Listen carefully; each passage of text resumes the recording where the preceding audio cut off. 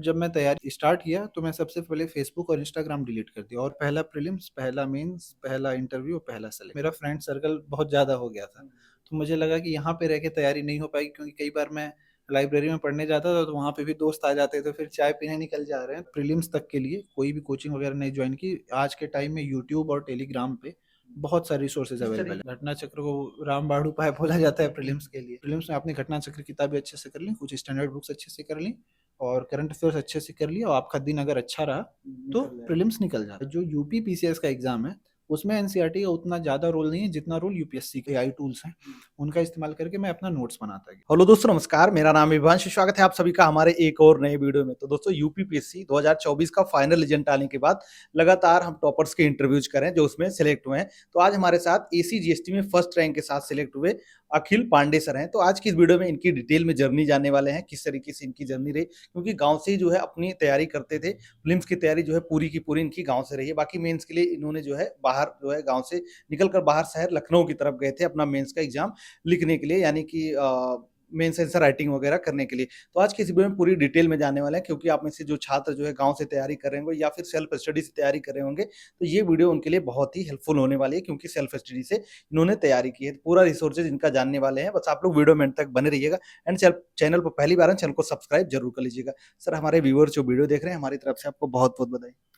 बहुत बहुत धन्यवाद। और मैं तो आपके माध्यम से आप जैसे बाकी जो यूट्यूब चैनल्स हैं और आपको भी थैंक यू बोलना चाहूँगा कि वो आप इस प्लेटफॉर्म पे आपने बुलाया, क्योंकि मैंने ऐसे ही कई सारे वीडियोस देख के अपनी स्ट्रेटजीज बनाई, चीज़ों को सीखा, एग्जाम की बारीकियों को समझा। तो मैं आपको भी धन्यवाद बोलना चाहूँगा। अच्छा सर, आपकी इस सिविल सर्विसेज की जर्नी कब से स्टार्ट हुई? मतलब पहली बार कब आपने सोचा कि हमें इसकी तैयारी करनी है, और पहला कदम आपने क्या उठाया था इसके लिए? सर, जब मैं ग्रेजुएशन बीएचयू से बीकॉम कर रहा था तो उस टाइम मैं अपने फैकल्टी में आर्टिकल राइटिंग वगैरह को लेके काफ़ी एक्टिव रहा करता था और मैं द इकोनॉमिक टाइम्स वगैरह में आर्टिकल लिखता था। और हमारे यहाँ finance and economic think council करके एक थिंक टैंक टाइप जैसा था, तो उसके लिए पॉलिसी रिसर्च करना, गवर्नेंस पे से रिलेटेड इश्यूज पे आर्टिकल वगैरह लिखना, ये सारे काम किया करता था। तो वहाँ पे जब प्रोफेसर वगैरह से और सीनियर्स वगैरह से इंटरेक्शन हुआ तो उनका ये कहना था, उनको लगता था कि मेरी राइटिंग स्किल ठीक है। तो उन्होंने बोला कि अगर तुम्हारी राइटिंग स्किल अच्छी है तो तुम्हें इसका इस्तेमाल सिविल सर्विसेज के लिए करना चाहिए। और कहीं ना कहीं मेरी माँ का भी सपना था कि सरकारी नौकरी की तरफ जाऊँ। तो वो सारी चीज़ें संयोग बनता गया और फिर मैं वही कॉलेज के टाइम से अपना थोड़ा थोड़ा पढ़ना स्टार्ट किया, अपनी सेल्फ बुक वगैरह मंगा, क्योंकि अध्ययन का शौक था।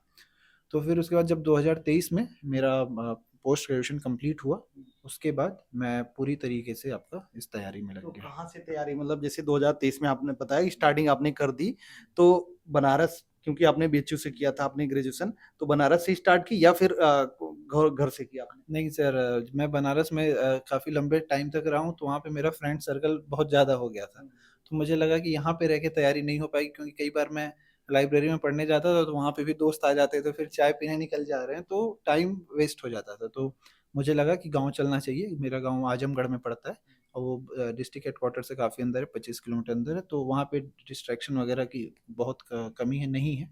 तो उसी दिन मैं डिसाइड किया और फिर मैंने सोशल मीडिया वगैरह से सारी चीज़ें दूरी बनाई और मैं अपने गाँव की तरफ गया और वहाँ पे अपनी पढ़ाई सेल्फ स्टडी से कहीं ना शुरू कहीं की। सोशल मीडिया के माध्यम से आपको बहुत सारी चीजें मिल भी जाती हैं आज के समय में पढ़ाई से रिलेटेड, तो आपने डिलीट कर दिया, तो कैसे, मतलब टेलीग्राम वगैरह का यूज किसी तरीके से करते थे या नहीं? जी देखिए, सोशल मीडिया क्या है कि आपको बहुत सोच समझ के इस्तेमाल करना है। जैसे मैं यूट्यूब और टेलीग्राम को बहुत यूज़ किया हूँ, बट जब मैं तैयारी स्टार्ट किया तो मैं सबसे पहले फेसबुक और इंस्टाग्राम डिलीट कर दिया और व्हाट्सएप का भी जो मेरे पास मेन अकाउंट था वो मैं डिलीट कर दिया और एक प्राइवेट नंबर ले लिया, जो कि जो मेरे बहुत क्लोज लोग हैं, वो 8-10 लोग, उनके पास था।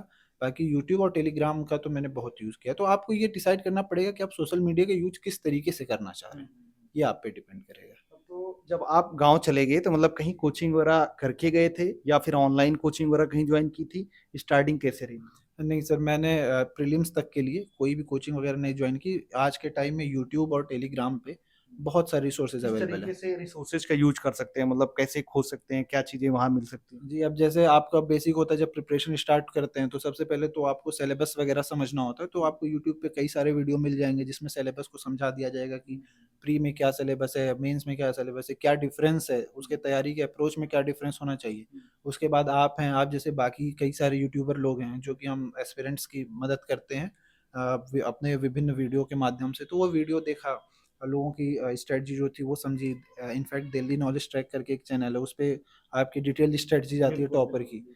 तो इस तरीके से करके चीज़ों को समझा, और उसके बाद टेलीग्राम वगैरह पे कई सारे ग्रुप हैं, जैसे एक तेजस सिविल्स करके हैं, हुँ, फिर अबाउट आईएएस करके एक चैनल है, हुँ, उनका फ्री आंसर राइटिंग वगैरह का इनिशिएटिव और ऐसे गाइडेंस प्रोग्राम चलता है। हुँ, बाकी इन्हीं सारे जो फ्री, मेरा कहना है कि जो फ्री मटेरियल रहे हैं, हुँ, उन सारी चीज़ों को, या जो फ्री रिसोर्सेज यूट्यूब वगैरह पे भी रहे हैं, विभिन्न चैनल हैं जो कि सिलेबस पढ़ाते हैं कई सारी चीज़ें, हुँ। तो इनका इस्तेमाल करके मैंने अपनी तैयारी शुरू की थी। मतलब आपका स्टार्टिंग यहाँ से रहा, यहाँ से बहुत सारी चीज़ें आपको गाइडेंस मिल जाता जी, था। आज के टाइम में मुझे लगता है कि गाइडेंस की कमी नहीं है, बल्कि थोड़ा मिस गाइडेंस से अगर बचें हम और रिसोर्सेज़ को ध्यान से यूज़ करें, सब बहुत सारे रिसोर्सेज़ की तरफ ना भागें, हुँ। तो मुझे लगता है कि जो फ्री रिसोर्सेज़ हैं, उनसे भी तैयारी की जा सकती है। अच्छा ये 24 वाला आपका कौन-सा में मतलब प्रीलिम्स का एग्ज़ाम आपने दिया था? मतलब कितने अटेम्प्ट्स आपके पीसीएस के हो गए अभी तक? और मीडियम आपका क्या रहा? सर 2024 में ये मेरा पहला ही प्रयास था, हुँ। क्योंकि 2023 में मेरी पहला पीजी। प्रयास का जी। मतलब हम क्या समझे? प्रीलिम्स पहली बार आपने दिया था? सब कुछ पहला, पहला प्रीलिम्स, पहला मेंस, पहला इंटरव्यू, पहला सिलेक्शन, तीनों सब कुछ पहला ही था। और मीडियम क्या रहा? मीडियम मेरा इंग्लिश था। इंग्लिश जी, मीडियम। जी। अच्छा जब आपने तैयारी स्टार्ट की थी 23 में, तो क्या इंटीग्रेटेड आप तैयारी करते थे प्रीलिम्स और मेंस के साथ में? और कितना महीने पहले आपने प्रीलिम्स की तैयारी स्टार्ट कर दी? सर पहले तो स्टार्ट जब किया था तो इंटीग्रेटेड ही करता था। जैसे हिस्ट्री सब्जेक्ट उठाया, मॉडर्न हिस्ट्री, तो हुँ, उसमें देखा कि प्रीलिम्स में किस तरीके से चीज़ें पूछी जा रही हैं हुँ, और मेंस में किस तरीके से चीज़ें पूछी जा रही हैं। तो उनको इंटीग्रेटेड वे में पढ़ना शुरू किया, पीवाईक्यू पे ज़्यादा फ़ोकस किया, हुँ, फ़ोकस रहा, चाहे वो आपका प्रीलिम्स की बात हो या मेंस की बात हो। हुँ, मेंस स्पेसिफिक नोट्स बनाने स्टार्ट कर दिए जब मैं, क्योंकि जब हम मेंस के आंसर लिखते हैं, हुँ, तो उसमें हमें अपने आर्गुमेंट को सपोर्ट करने के लिए भी फैक्ट चाहिए होते हुँ, हैं। तो वो जो प्रीलिम्स वाले फैक्ट होते हैं वो यूज़ हो जाते हैं, बट हमें मेंस की अलग से भी प्रिपरेशन करनी होती है। हुँ, फॉर एग्ज़ाम्पल अगर पूछ लिया जाए कि असहयोग आंदोलन और सविनय अवज्ञा आंदोलन में क्या डिफ़रेंस था?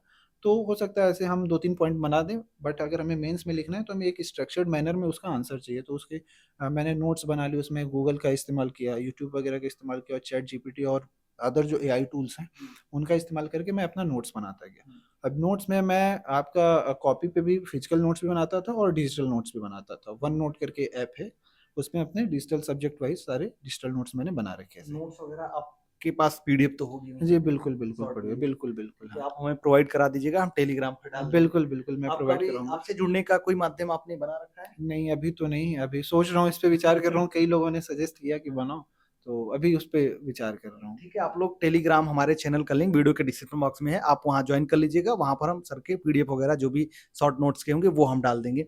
इसके आगे सर हम बात करते हैं कि एनसीईआरटी वगैरह भी आपने पढ़ी थी या नहीं, एनसीईआरटी लिमिटेड पढ़ी थी, ऐसा नहीं है कि देखिए मेन पर्पज़ क्या है, मेन पर्पज़ आपका नॉलेज या फिर जो एग्ज़ाम में चीज़ें पूछी जा रही है, आप उसको आंसर कर पा रहे हैं कि नहीं? हुँ, अगर आपको लगता है कि आप एनसीईआरटी से पढ़ के कर पा रहे हुँ, हैं, तो आप एनसीईआरटी का सहारा लीजिए। आपको लगता है कि नहीं, बिना एनसीईआरटी की हो जा रही है, हुँ, तो बिना एनसीईआरटी के भी कर सकते हैं। मेरा मानना है कि जो यूपी पीसीएस का एग्ज़ाम है, उसमें एनसीईआरटी का उतना ज़्यादा रोल नहीं है, जितना रोल यूपीएससी के हुँ। एग्ज़ाम में है।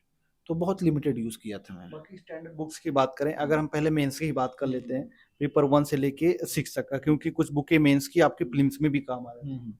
अगर मैं मेंस की बात करूँ तो मैं स्टैंडर्ड बुक्स के साथ-साथ नोट्स पे पूरा रिलाई किया था। मैं सब्जेक्ट वाइज़ बताता हूँ। फॉर एग्ज़ाम्पल जैसे जीएस 1 की हम बात हुँ, करते हैं, तो उसमें हिस्ट्री का पोर्शन सबसे पहले आता है। हुँ, तो उसमें आर्ट एंड कल्चर के लिए जो नितिन सिंघानिया सर की बुक आती है, हुँ। वो बहुत सेलेक्टिवली, क्योंकि वो बुक बहुत बल्की आर्ट बिल्कुल, एंड कल्चर बिल्कुल, वाली, बिल्कुल। तो वो पूरा नहीं करना है, आपको सिलेबस में देखना है और फिर पीवाईक्यू देखना है। पीवाईक्यू आप देखेंगे तो पता चलेगा कि जो आर्किटेक्चर वाला पोर्शन है, उस पे ज़्यादा क्वेश्चन आ रहे हैं, या हुँ, फिर जो लिटरेचर वाला पोर्शन है, उससे ज़्यादा क्वेश्चन आ रहे हैं। हुँ, तो आप उससे उसके स्पेसिफिक 1-2 डायमेंशन और बना के अपने नोट्स बना लीजिए। फॉर एग्ज़ाम्पल मुझे याद है शायद 2023 में वैदिक लिटरेचर पे क्वेश्चन आया था, तो मुझे लगा था कि जब वैदिक लिटरेचर पूछ रहा है, हुँ, तो संगम लिटरेचर पे भी पूछ सकता है। हुँ, तो संगम लिटरेचर पे मैंने अपने नोट्स बना लिए, और 2024 में संगम लिटरेचर पे क्वेश्चन भी आ गया हुँ, था। फिर इस तरीके से मॉडर्न हिस्ट्री की बात करें तो स्पेक्ट्रम का यूज़ कर सकते हैं, हुँ, और पीवाईक्यू के बेसिस पे अगर आपको लगे कि और भी इस पे थीम कोई है या कोई डायमेंशन है जो नहीं कवर हो रहा, तो उसको अपने नोट्स बनाइए, क्योंकि मेंस के साथ प्रॉब्लम ये है कि एक जगह पे आपको सारी चीज़ें नहीं मिलेंगी, उसमें आपको अपने एफर्ट करने पड़ेंगे। हुँ, प्रीलिम्स दूसरा चीज़ है, प्रीलिम्स में आपने घटना चक्र किताबें अच्छे से कर ली, कुछ स्टैंडर्ड बुक्स अच्छे से कर ली और करंट अफेयर्स अच्छे से कर लिया, और आपका दिन अगर अच्छा रहा, तो निकल जाएगा। प्रीलिम्स निकल जाता है। बट मेंस की कहानी दूसरी है। फिर उसके बाद मॉडर्न हिस्ट्री का इस तरीके से हमने कवर कर लिया। वर्ल्ड हिस्ट्री के लिए मैंने स्टडी आईक्यू की मैराथन क्लासेस पढ़ी हैं, वो देख ली थी, और साथ ही साथ जो मुझे लग रहा था कि पॉइंट सही नहीं है या फिर कम जहाँ पे है कंटेंट, वहाँ पे मैं अपना नोट्स बना लेता था। ज्योग्राफी के लिए मैंने अपने नोट्स बनाए थे अच्छे से, क्योंकि ज्योग्राफी पे के जो क्वेश्चंस आते हैं उसके एक जगह पे नहीं मिल पाता है नोट्स। और मुझे ये लगता था कि मैं अगर अपने नोट्स बनाऊंगा तो उनको ज़्यादा अच्छे तरीके से याद कर पाऊंगा और चीज़ों को समझ पाऊंगा। तो जो पहले से मार्केट में अवेलेबल नोट्स हैं उनका सहारा लेके, या जो फ्री सोर्सेज जो भी अवेलेबल हैं उनका सहारा लेके मैं अपने नोट्स बना लेता था। सोसाइटी के भी मैंने अपने इसी तरीके से नोट्स बनाए थे। और फिर वही काम मैंने GS2 में किया था। GS2 में पूरा आपका पॉलिटी में आप लक्ष्मीकांत की जो बुक है उसका सहारा ले सकते हैं। और उसके साथ साथ कई सारे ऐसे पोर्शन हैं जो लक्ष्मीकांत बुक में नहीं है, तो उसके आप अपने अलग से नोट्स बना लीजिए। फिर से वही बताऊंगा कि नोट्स बनाने के रिसोर्सेज वही हैं जो आपके फ्रीली अवेलेबल रिसोर्सेज है, उसका कोई अलग से बहुत कुछ नहीं करना है। बस आपको ये करना है कि जो PYQ पूछेगा उनकी थीम पकड़नी है, उनकी थीम पहचाननी है। थीम पहचान के आपको लगता है कि उस पर और क्या पूछा जा सकता है, जब भी आप किसी चीज़ को नोट्स बनाएं तो उसमें हमेशा ये ध्यान रखें कि उसमें व्हाट क्या है वो इशू, क्यों न्यूज़ में है, उसके फेवर में कुछ आर्गूमेंट, उसके अगेंस्ट में कुछ आर्गूमेंट, उससे रिलेटेड डेटा, उससे रिलेटेड कोई कोट है क्या, किसी ने कुछ कहा है क्या।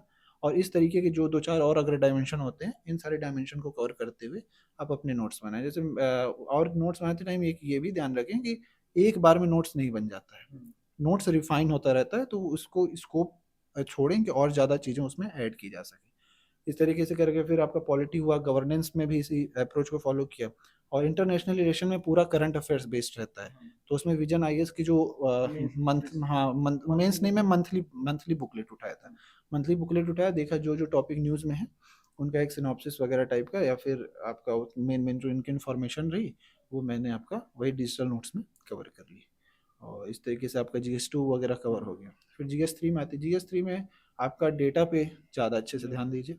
आपको इकोनॉमिक सर्वे से कई अच्छे सारे डेटा मिल जाते हैं जो आप कोट कर सकते हैं। इनफैक्ट मुझे याद है मेरे एक सीनियर हैं सुशांत भैया करके, वो दिल्ली में रह के प्रिपरेशन करते हैं। उनसे GS3 के से जस्ट पहले बात हो रही तो मुझे बोले कि गवर्नमेंट स्कीम्स के जो बेनिफिशियरी हैं उनके एक अलग से नोट्स बना लेना। और वो नोट्स मैं बना गया था, उसी से रिलेटेड एक क्वेश्चन आ गया था 24 के में, तो वहाँ पूरे सारी स्कीम और उसके कितने बेनिफिशियरीज वगैरह रहे हैं वो सारी चीज़ें मैं लिख के आया था। तो इसमें डेटा पे ज़्यादा ध्यान देना, और बाकी फिर वही अप्रोच रहेगी कि जो भी फ्री रिसोर्सेज अवेलेबल है उनसे आप अपना नोट्स बनाइए, क्योंकि सारी चीज़ें आपको एक जगह नहीं मिलेगी। इंटरनल सिक्योरिटी के लिए आप मेंस 365 या मंथली मैगजीन वगैरह फॉलो कर सकते हैं। और जो PYQ में पूछे गए हैं वो चीज़ें भी पढ़ लीजिए। जैसे नार्को टेररिज्म पे शायद क्वेश्चन आया था, तो वो PYQ में पहले पूछ चुका है, तो उस पर आप अपना सारी जो भी कंटेंट है डेवलप कर लीजिए। इन्वायरमेंट के क्वेश्चन कम ही आते हैं, बहुत ज़्यादा नहीं आते इन्वायरमेंट के क्वेश्चन, तो उसको थोड़ा बहुत कर लीजिए। और जो साइंस एंड टेक है उस पर एप्लीकेशन बेस्ड क्वेश्चन ज़्यादा आते हैं, तो उनका भी एक पैटर्न सेट बना हुआ है। जो कीवर्ड, एक काम कीजिए, जो PYQ में कीवर्ड दिए हुए हैं या फिर हमारे सिलेबस में कीवर्ड दिए हुए हैं, एक भी कीवर्ड मिस मत कीजिए, सबको बराबर पढ़ के जाइए। तो इस तरीके से उसके बाद GS4 का क्वेश्चन पेपर आता है जो कि सबसे अलग था हम लोग के 2024 वाले अटेम्प्ट में। तो उसके लिए वही मैंने अप्रोच रखी थी कि जो कीवर्ड दिए हुए हैं उनको अच्छे से समझिए, उनका एक नोट्स बनाइए। और उनका नोट्स नोट्स बनाए। नहीं, सोर्स वही जो मैं बता रहा हूँ, मार्केट में जो भी फ्रीली अवेलेबल आपको PDF मिल जाती है उनसे एक बार पढ़ लीजिए। फॉर एग्जांपल जैसे एथिक्स के लिए मैंने शायद ओनली IAS का नोट्स मार्केट में अवेलेबल है, उसको एक बार पढ़ लिया, चीज़ों की स्ट्रक्चर समझ ली कि किसमें क्या क्या पूछ रहा है। उसके बाद कुछ YouTube वीडियोस आपको मिल जाएंगे।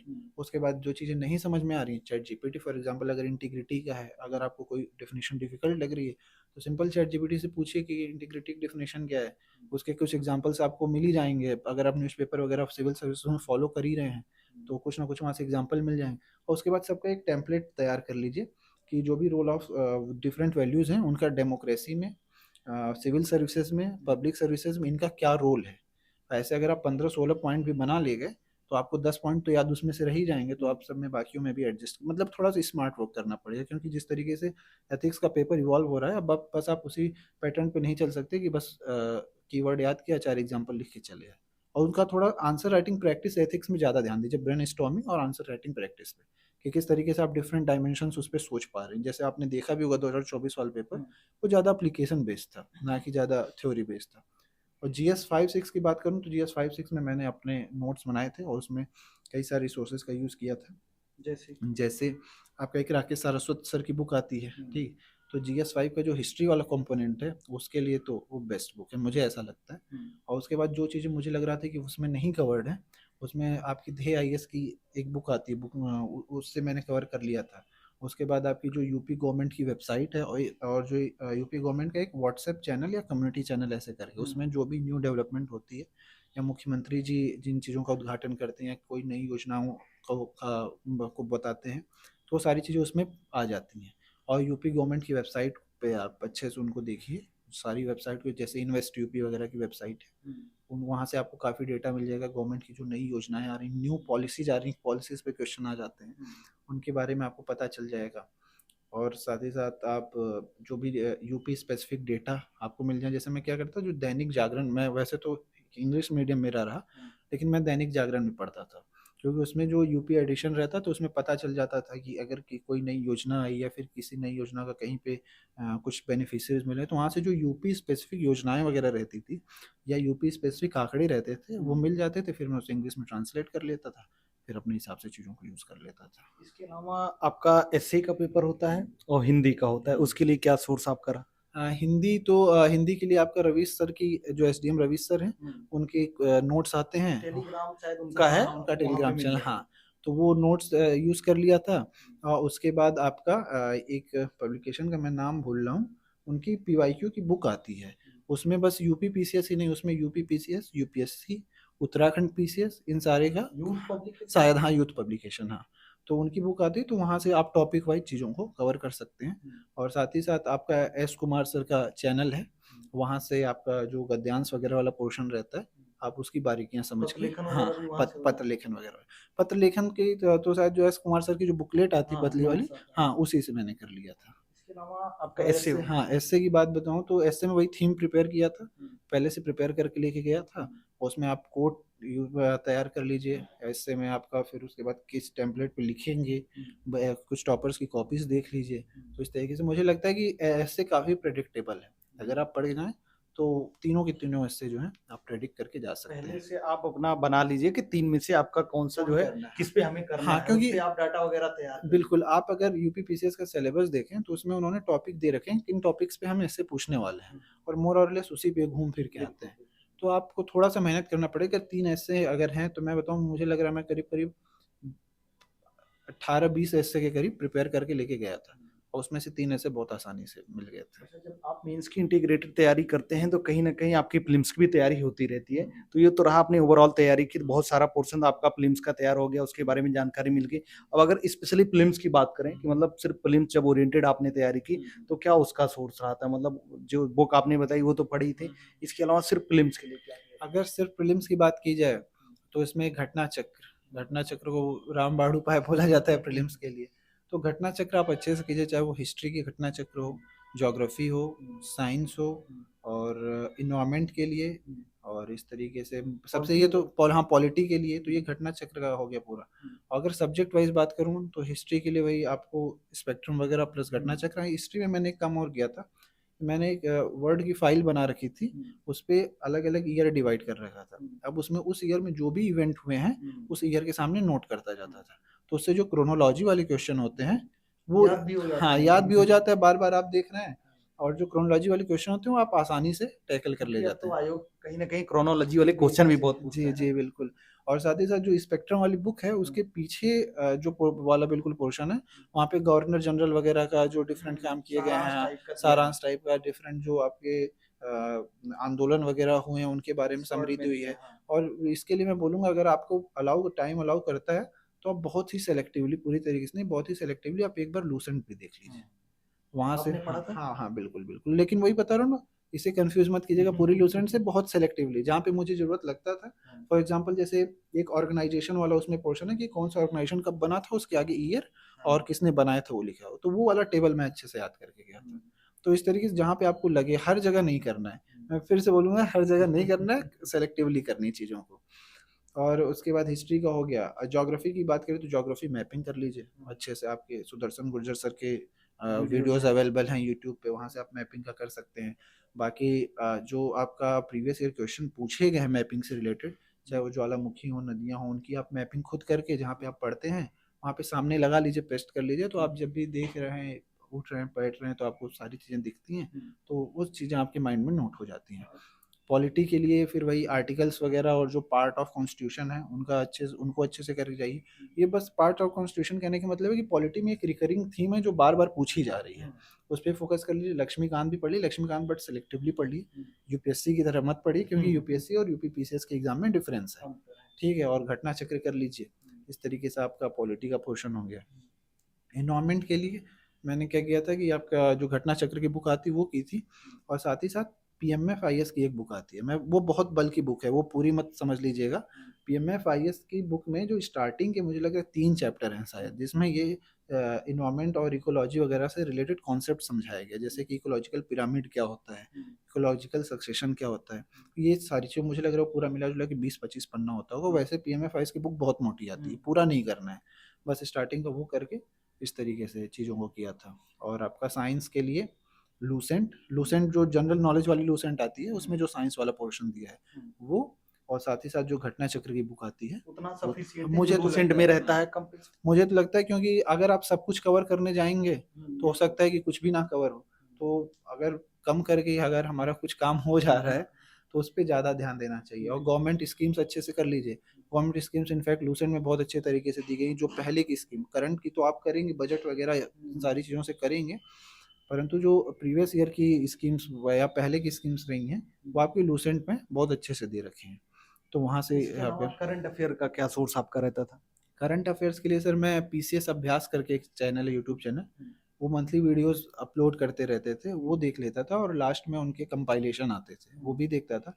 और लेकिन साथ साथ जो आई दृष्टि बुक आती है वो मेन सोर्स बना के मैं उसे पढ़ता था।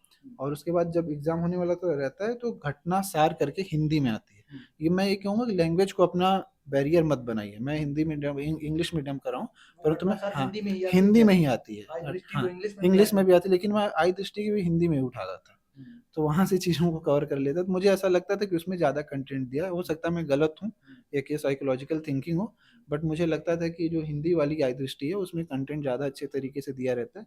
तो वो और घटनासार वार्षिकी करके जो आती थी वो करता था, और मुझे लगता था इतना सफिशियंट रहता था। इतने से जो क्वेश्चन बनने होते थे बन जाते थे, जो नहीं बनने होते थे छोड़ देता था मैं। ये पूरी प्रिपरेशन आपकी गांव से ही रही है क्या? मतलब आप ये बता सकते हैं कि अगर कोई छात्र गांव से देख रहा होगा वीडियो, आपको लगता है कि गांव से अगर चाहे तो इतना कुछ किया जा सकता है? देखिए मसला ये है कि आज से अगर हम 10 साल पहले चले जाएं तो इंटरनेट वगैरह की समस्या थी, आपको रिसोर्सेज का अभाव था, गाइडेंस की कमी थी।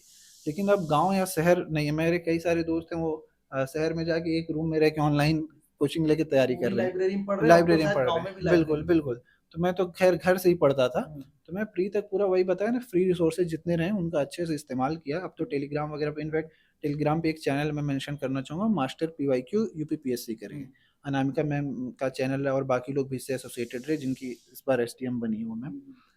तो वहाँ से कई सारी चीज़ें सीखने को मिली, अपने जो फेलो एस्पिरेंट्स रहे उनसे इंटरेक्ट करने का मौका मिला, पीवाईक्यू वगैरह डिस्कशन करने का मौका मिला। तो मुझे लगता है कि अब गाँव या शहर बहुत बड़ी बाधा नहीं है, बल्कि प्री तक की मेरी पूरी तैयारी जो रही मैं गाँव से किया, उसके बाद मेंस के लिए फिर मैं आपको नीड लगा कि प्रीलिम्स के बाद जो है हमें शहर की तरफ जाना चाहिए?